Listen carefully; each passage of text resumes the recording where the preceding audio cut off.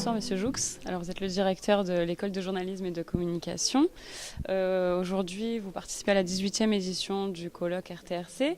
Comment envisagez-vous la collaboration avec le colloque et l'école dans l'avenir ? Dans l'avenir, disons, on s'appuie sur une tradition puisque la personne qui a inventé le RTRC, c'est l'ancienne directrice de l'école de journalisme et de communication d'Aix-Marseille et c'est même la fondatrice de l'école. Donc finalement, il y a une sorte de filiation.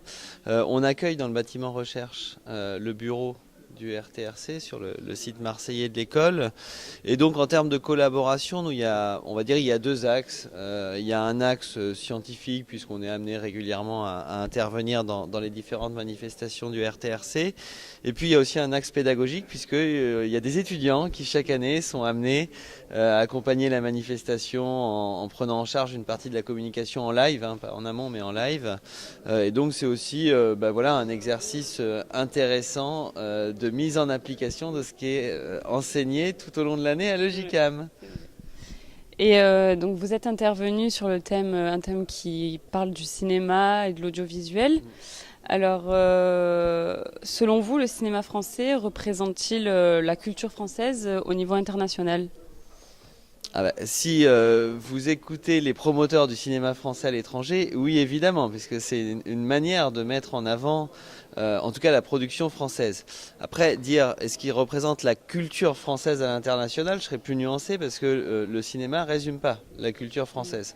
En tout cas, il permet d'essaimer à l'échelle internationale des bribes d'identité française parce qu'on va reconnaître des paysages, des manières de vivre, etc. Mais quand on regarde le cinéma français, il est quand même d'une terrible diversité.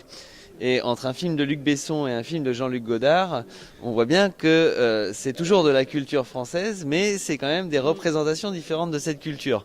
Donc ce qui est important, en revanche, c'est ce que j'ai montré en parlant de la question des quotas de diffusion en Europe, c'est qu'à un moment donné, des programmes puissent circuler et toucher un public pour qui ces programmes n'étaient pas initialement destinés.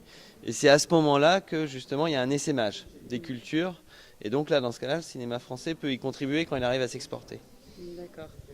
Et est-ce que la domination des productions américaines ne serait pas un frein pour le cinéma français et pour les productions françaises ? Alors c'est pas du tout un frein puisqu'il y a justement des quotas de diffusion donc qui laissent un espace, en tout cas en Europe, à la production française. Et ça a été... la puissance d'Hollywood, du moins d'une partie du cinéma américain, parce qu'en fait on n'en voit qu'une toute petite partie. Il y a beaucoup de films américains qui sont destinés aux seuls Américains. Mais la partie que nous on voit, effectivement souvent elle peut faire peur, mais je pense que c'est des inquiétudes qui vont être relativisées dans le temps.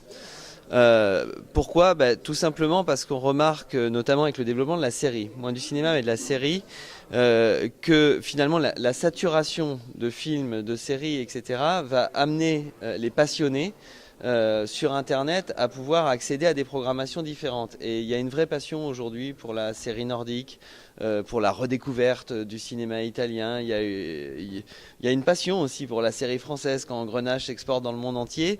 Et finalement, quelque part, de ce point de vue-là, Internet permet en tout cas à ceux qui sont vraiment curieux d'accéder à autre chose que ce fameux mammouth hollywoodien qui fait tant peur. Mais il faisait peur surtout à une époque où il y avait peu de chaînes de télévision. Et donc où elles avaient une capacité de prescription très très forte. Et aujourd'hui tout ça s'estompe. Donc celui qui est vraiment curieux peut trouver autre chose. Le vrai problème c'est la curiosité. Et la curiosité des téléspectateurs, des gens en général, n'est pas toujours la plus aiguisée au monde.